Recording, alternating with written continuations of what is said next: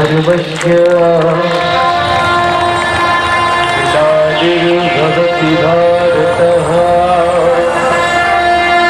अभ्युत्थानं धर्मस्य तदात्मानं सृजाम्यहम् परित्राणाय साधूनां विनाशाय च दुष्कृताम् धर्म संस्थापनार्थाय संभवामि युगे युगे।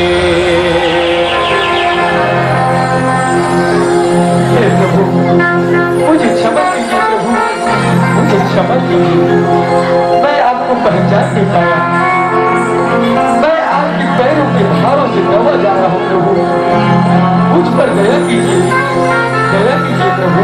हे कालियानाग, तुम्हारे इसके प्रभाव से शाही यमुना नदी का पानी भी सैला हो चुका था, जिसे पक्षी पक्षी पीकर मर रहे थे।